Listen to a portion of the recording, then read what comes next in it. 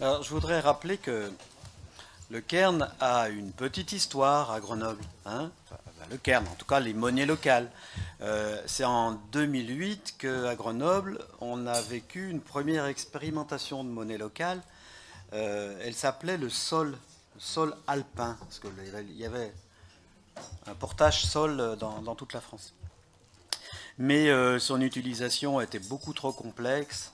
Le système n'a pas vraiment fonctionné. Il y a eu des retraits de subventions, donc ça s'est arrêté 4 ans après, hein.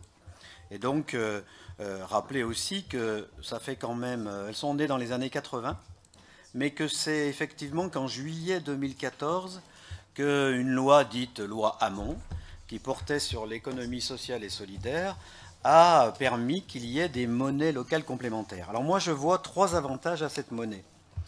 Les monnaies locales n'alimentent pas le circuit financier spéculatif mondial, car c'est une monnaie qui circule dans un territoire délimité.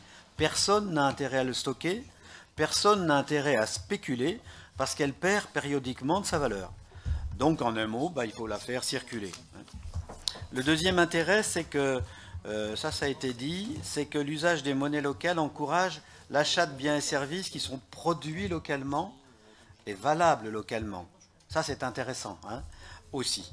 Et le troisième, c'est que ça peut permettre une réappropriation citoyenne, disons, de l'usage de la monnaie. Alors là, bon, c'est plutôt dans le temps, dans l'approche, mais de recréer du lien au sein d'un réseau d'utilisateurs, d'assurer un sentiment de confiance, voire de redonner, comment dire, une qualité à la monnaie, même à l'euro. C'est-à-dire que ce n'est pas des papiers qui passent comme ça, l'euro ou le cairn, ça a une qualité, ça correspond à quelque chose, la monnaie. Hein, c'est pas abstrait et c'est pas que financier. Par contre, il peut y avoir des, des désavantages, hein.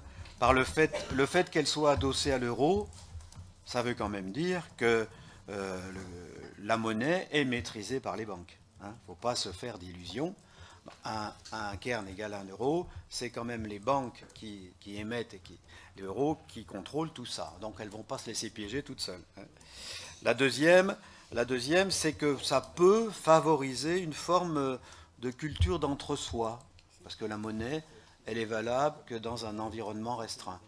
Cela dit, je pense que c'est quand même assez important que on puisse avoir ce cairn avec ce nom qui a un petit aspect montagnard, je trouve qu'il va très bien chez nous.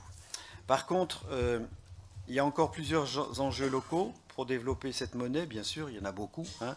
Moi, je vais en citer quelques-uns. Il y a un enjeu technique, il faut que le cairn puisse passer au numérique pour élargir son champ d'action, hein, que ce ne soit pas qu'une monnaie papier, mais qu'elle puisse s'échanger aussi autrement. Il y a un enjeu en termes de territoire, c'est clair. C'est une monnaie qui est quand même créée à Grenoble. Il ne faut pas qu'elle soit grenobloise. Alors on a vu une carte, c'est bien, il y a plusieurs endroits. Il faut savoir aussi que la métro finance cette monnaie. Donc il faut maintenant pouvoir la déployer, ce qui n'est pas facile parce que déjà à Grenoble, on peut vous dire qu'il y a beaucoup de quartiers qui ne connaissent pas du tout le Cairn. Et moi j'y vois un troisième enjeu en termes de solidarité, hein. Comment est-ce que cette monnaie peut exister dans les familles populaires, les publics qui ont le moins de moyens? Pour cela, il faudrait, je le dis encore une fois, compter sur des relais d'associations locales, des associations d'insertion, des centres sociaux, des MDH, hein. Mais je pense que ça, c'est prévu de le faire, je suppose.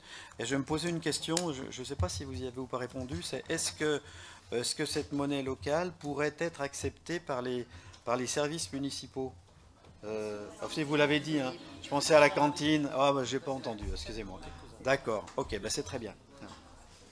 On votera pour.